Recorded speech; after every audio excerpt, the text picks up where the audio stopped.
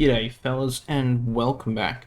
Uh, just wanted to quickly talk through each of the different Steel Fleet ships and just have a discussion about which one might be right for you to be picking up. Now, I've got all of the different Steel Fleet ships that are in the current event here. Aki, Hawaii, Bremen, Valparaiso, Le Havre, which is this Blue Archive, Utnapishtim, I can't even say that word properly, version here. This is just the Blue Archive special version, and I-5644, and this is the Blue Archive variant of it. So, I just want to quickly talk through all six of these different ships and let you know which ones are probably worth picking up. Do note, however, the I-5644 and the I'm not going to attempt to pronounce this ship's name. Their standard versions are classified as uncommon in the Steel Fleet tab, so just be aware, hey, they may come back relatively soon, but we do not have any guaranteed confirmation that any of these ships are returning. So at the moment, just take this assumption that, hey, these ships will not be returning, okay? So particular ones to note, obviously Hawaii, Bremen, Aki, and Valparaiso, they won't be coming back easily. I-5644 and Le Havre, maybe, just because they are classified as uncommon, but that still remains to be seen. So, quickly looking here, you can see what the prices are for the tier 10s here in terms of the Hawaii, Bremen, and Aki. They are 39,000 steel. I-5644 tier 10 as well is 35,000 steel, and the tier 9's Valparaiso here is 30,000 steel, and Le Havre is 25,000 steel. In terms of, so there is the one-off 15% coupon that you could use when you're purchasing these ships, so just keep that in mind. It will make it a little bit cheaper. So if you're going to be buying multiple of these, always buy the most expensive one with the discount coupon before trying to pick up any of the others. So let's quickly talk about each of these different ships and my thoughts about them, because I have played all of them now. I was originally going to make a video just about my impressions of them, but now that I've actually had a chance to play them, well, I can actually talk about them properly. Might as well start things off here with the I-5644. This thing is a very unique submarine in the sense that it's got torpedoes that they do their maximum damage after 12 kilometers. So most subs, they'll be able to do maximum damage with their torpedoes after 3 kilometers. This one does it after 12, which is quite a significant difference. And the main thing as well of these torpedoes is they do some huge damage if you manage to actually get them out to that distance here. I mean, we are talking here 27,000 damage per torpedo, and they hit like an absolute truck. Now, obviously, that's only after they've traveled 12 kilometers, and one thing to note is you only get one type of torpedo with these, with at least this submarine here, and these are homing torpedoes. But the thing is to note is, whilst they can travel 15 kilometers, the actual ping, the homing device on this ship can only travel 8.5. So, effectively, if you're trying to use them at their maximum damage, you're firing dumb torpedoes. If you're a fair bit closer within that 8.5 kilometers, you're doing lower amounts of damage, even though it is the exact same torpedo. The other thing to note about this one as well in particular is you do have a big old deck gun here as well, and you do get a main gun reload booster, so you can actually be a little bit of a menace with your gun, and you pop that if you come across somebody, because it drops it from a 2-second reload down to a 1-second reload. Just don't expect to win many gunfights unless the, say, enemy destroyer is on, I don't know, 2k HP or something. So just keep that in mind. It is tricky to use, it's big, it's clunky, especially for a submarine. Your dive capacity is not great either. We're talking here 90 units, so we're talking, what that means overall is, considering it depletes at 1 unit per second, 90 seconds underwater. So 1.5 minutes with this thing is really, really limited. So you got to watch out for that, and it's very big, it's very clunky submarine, so you play it very much towards the surface like a destroyer, but it's spamming torpedoes at the ranges. So, there you go. The Le Havre. This thing is like the Brest in the tech tree. However, it focuses more on its secondaries more than anything else. You get, with this ship, you do get a funny F key here, and that improves your secondaries. So your secondary reload drops to -70%, your dispersion improves by 60%, they get basically built-in IFHE for like 40%, well, plus 40%, and that lasts for 50 seconds. And this thing, I really enjoyed running it in, say, operations, for example, particularly. I think this one shines in those kind of PvE game modes, operations, asymmetric as well.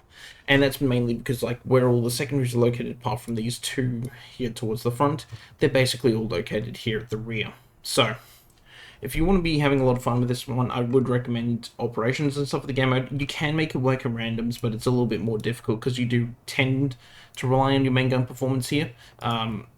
I do have the flag and stuff quick with my commander build. My secondaries at the moment are going out to about 12 kilometers, which is pretty decent. But just keep in mind those firing angles, especially to the rear.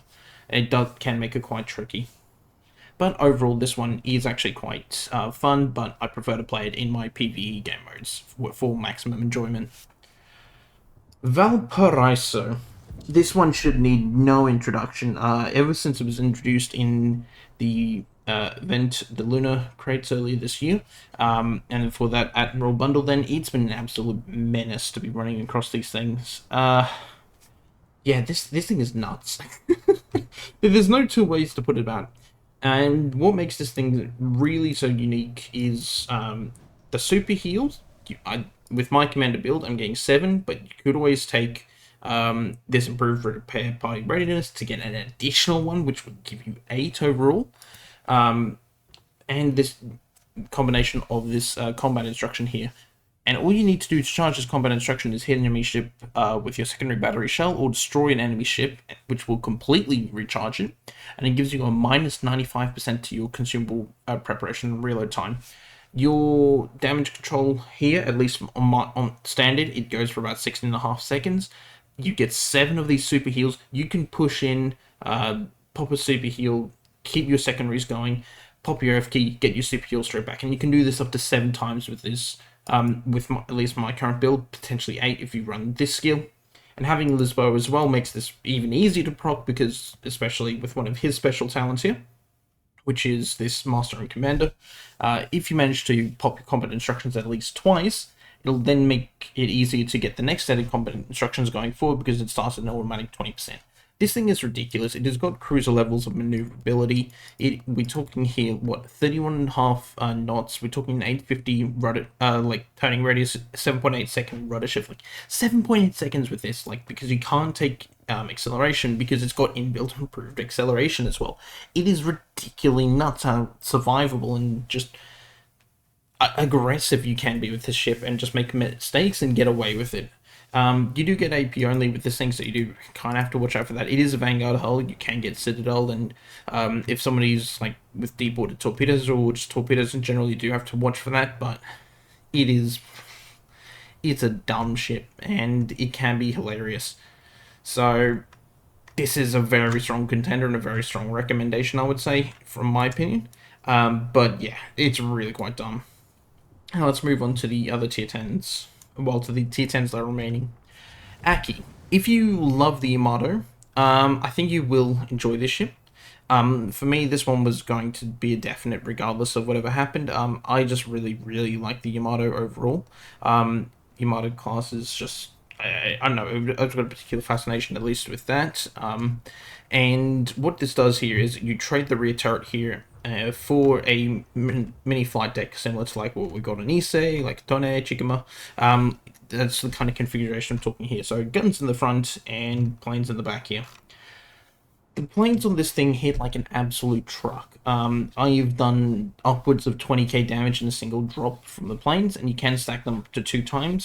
So you can, if you sit there for long enough, you can have the planes 2 strikes charge with the planes and be able to absolutely devastate somebody. It is a bit tricky to do because, well, as you can see here, it is 171 seconds preparation time, so it is a decent amount of time there. We're over 3 minutes. Well, sorry, we're just under 3 minutes here to actually prepare the planes, but if you're willing to wait that long, it can be quite decent. So, I've had some, not the greatest successes with this one, and that's namely due to the fact that at the moment people love to absolutely focus you, particularly once you're in your planes. When you're in your planes, you can't do anything with your ship, so if you get set on fire, if you get, or people's like being aggressive against you there, until you drop your planes, you can't do anything for your ship. And well, I don't know. I do miss the things I miss the most about the Yamato in particular is like, yes, you do have improved like dispersion with just these front two guns, and you can take reload mod, so you have got quote unquote better gun performance compared to the Yamato. Because of the fact here, at least with this build, we're looking at what, a 24.6 second reload. I've got 229 minutes of dispersion here as well. And if I just very quickly take a look at my Yamato, I've got the legendary mod on this thing. Like you, compared to at least normal Yamato, here's got a 30 second reload and 238 meters dispersion with the legendary module. So you do get a lot of those kind of improvements and everything. It's just, I don't know. I miss having the third turret on the Yamato, which is just a personal thing for me, and I do miss, like, I don't know why, but I really missed having this spawning aircraft as well, compared to the Yamato. Losing that spawning aircraft actually makes a big difference in my opinion, especially if you're trying to use your main guns. However, at the end of the day, you got these pretty devastating planes, and you can absolutely like annihilate somebody if you do drop them correctly. Losing that third turret as well does mean you can sit just perfectly bow in it and still have 100% of your gun performance in a fight. I've done that a couple of times and it's worked quite well. Just be cautious. Once again, you do have the, well, infamous Yamato cheek armor here, so if you give any kind of angling and stuff, yeah, you're gonna get absolutely death struck. So just keep in mind about that. But yeah, this thing I think is really quite cool. But let's now have a quick talk about, say, Hawaii and Bremen. Hawaii. Do you like guns? Do you like having lots and lots and lots of guns? This thing is it for you. We are talking here up to 12 main battery turrets on this thing. As you can see them here, 1, 2, 3, 4, 5, 6, 7, 8, 9, 10, 11, 12. 12 of those guns there. Unfortunately, you can only ever get 9 of them firing on a target at once here, because of the fact that these ones are super firing. So, oh, sorry, not super firing, but they're like wing mounted. So you can't exactly get those ones on the opposite side to shoot across, and vice versa.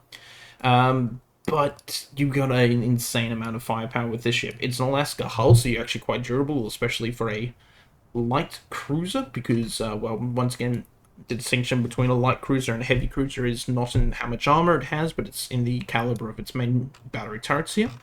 And this thing, it comes packing with those 127mm Mark 18 turrets here, the infamous Cadia looking ones. So these ones are, well, it's got a lot of firepower. And what makes this thing very unique is, in addition to the hull being, well, a heavy, like that Alaska hull, is the fact that you get this F key. Now, what this F key does is, you, at the moment, without it active, you have got pretty actually decent shell velocity for these light cruiser type of guns, so it's a lot easier to hit ships at range and everything. But you do have a kind of long reload. I'd say long reload is 5.3 seconds, right? But if you pop this one here, you change it gives you access to alternative shells here, and it drops your reload down to 3 seconds here, so nearly half, right? Your dispersion here also improves, but there's a few noticeable things that changes here. Firstly, your range gets absolutely new. You go from having, what is it here, 18.3 kilometers base down to 12.5 kilometers of range, which is quite noticeable. Your chance of HE shells causing a fire drops by an entire 4%. It's 9% base on the ship, if I remember correctly. Yep, 9%. So losing a 4 is nearly losing it by half. And as you can see here as well, firing over elevated terrain is easier. And taking a target lead is more difficult. So what does that mean? In essence, it means you've got lower shell velocity. So it is easy to arc over like islands and mountains and stuff, but it is so much harder to hit moving targets because your shells are traveling a lot slower. And as well, there you can see the main battery AP damage actually gets nuked as well by 12.5%. You do lose, go from 2400 HP down to 2100 alpha on the AP shells. But it can be quite brutal with this ship. If you pop the F key, even in close quarters situation, even if you have the AP loaded, you can do some very, very monstrous damage very quickly to an opponent. And I've been having a fair bit of fun with this thing, especially once you've got all guns going daka against an opponent. This thing can be quite hilarious. Just don't look at the front too often and see the offset guns. If that annoys you, I don't apologize. Deal with it. But yes, this thing can be quite fun. And finally, here we have got the Bremen. Now, the Bremen, if you have the tier 8 mines and you love that light cruiser, just being able to spam things with the infamous German pen and everything, Bremen does the exact same thing, but better. And it's obviously a tier 10 here. So what makes it different from mines is instead of the triple turrets here, you've got the quad turrets. You've got torpedoes here, which actually go out to 12 kilometers, which still confuses me. Like, I thought they were like 8 kilometers or something, or 6 kilometers, like you would typically see on German cruisers. No, these ones go out to 12 kilometers, because of course they do. And you have got, 20 torpedoes on the ship, because you got, 10 on each side. So one set here, here. So they go out quite to 12 kilometers, which can be really quite nice with this ship. The guns as well, obviously, well, we're talking here about these 150 millimeter guns, 4.7 second reload with this build they've got here. They pen 38 millimeters of armor. But if you have Lutyens on your ship like I currently do, what happens here is if you get 140 shell hits with this, with your ship, which is really easy to do in this thing, you get a 7.5% better reload for the rest of the match. And that is kind of brutal, especially if you're like trying to deal with this thing. He can pop that really early into a game, and he's just able to just continue raining absolute hell down upon you because he doesn't need to sacrifice shell penetration to. He doesn't need to sacrifice fire chance against something like a IFHE because he comes with IFHE basically built into this ship. One of the things I actually do like about the ship as well, especially compared to some of these other cruisers, is the fact that you got a spotter plane. And you've already got fantastic range. We're talking 18.1 kilometers of range here, so adding another 20% onto the ship is... I mean, what's that put us up to? You put it up to 21.7 kilometers of range on the ship, which is quite frankly nuts. Based on the ship, you already get like an 8% fire chance. If you wanted to, like, I don't know, put a couple of flags on here to bump that up, you're now looking at a 9%. You could probably take some commander skills if you really wanted to, but I'm just being lazy and using this commander build, and it's been working out quite well for me. So this thing is awesome as well. If you really enjoy the mines, you're going to absolutely adore this thing. So, how would I rank which ship you should look to be picking up here out of the Steel Fleet event? If you are an absolute submarine lover, you've only got one option here, I-5644.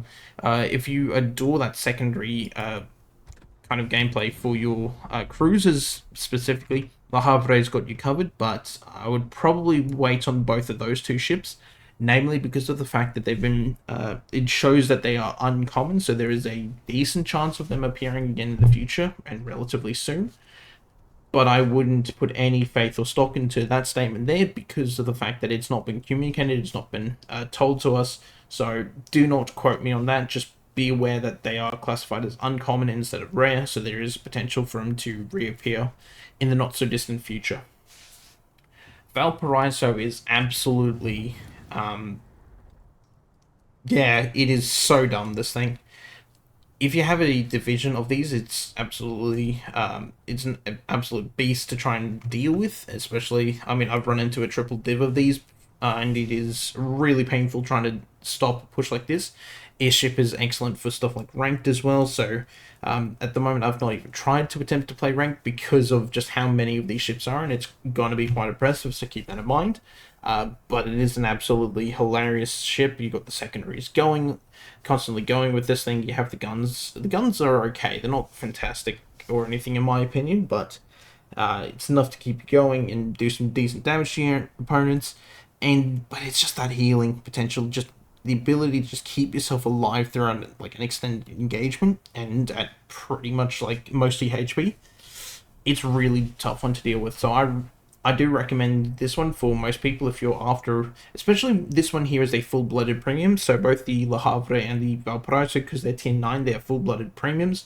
The tier 10s, they are special ships, so they won't have the as improved earning potential as these ones.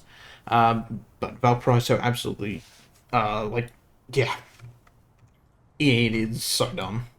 Anyhows, Hawaii, I do quite like this one as well, especially if you like the kind of light cruiser gameplay, but you find the ships are too fragile in your opinion. This is definitely an excellent one, and you've got that combination there if you want to have like situations like, oh, I wish I had better shell velocity to try and hit these enemy ships at range, or I wish I just had some absolutely just daka daka daka for these close range engagements. This is the ship for you. Bremen is fantastic for being that kind of long range HE spammer and farmer, and it just rains death upon your opponents. And Aki, like, well, you got those classic Yamato guns there in the front, and all of these bombers here, which will just come in and absolutely devastate an opponent. So how would I rank these overall, and which ones I would recommend for someone who's got none of these ships and you've got a limited steel resource? Which one should you get? It depends if you want to. Firstly, it depends if you want to go for strength and power or dominance in the meta compared to enjoyment or and stuff, or you want something a fair bit different in terms of gameplay style. If you want dominance and stuff in the meta and you want to be playing it for ranked and earning credits and stuff, I would say go for Valparaiso first. Probably Bremen second, then Hawaii, then Aki, then Le Havre, and then I-5644. That would be my personal ranking in terms of that. But if you want something that's different, if you want to be doing something that's fun, I would probably go Hawaii, Valparaiso, Bremen, and then anything between Aki, Le Havre, and I-5644. But that's just my opinions. I'm fortunate to have all of the ships, so I can kind of pick and choose between myself. But let me know your thoughts down below, and let me know which ship you might have already picked up. I put a thread out on Reddit a while ago, asking, hey, which ship are people going to get? And that one got a fair bit of responses to that, so it was great to see. So let me know down below. I hope you guys kind of found this video useful. And, well, if there's any videos you want me to continue making between now and the end of the year, let me know. I will be going on holidays from the 20th of December to the 30th of December, so you'll probably see me in the new year. But that's all I've really got to say. Thanks, everyone, for tuning in. I hope you guys have a good one, and I'll catch you guys next time. Peace.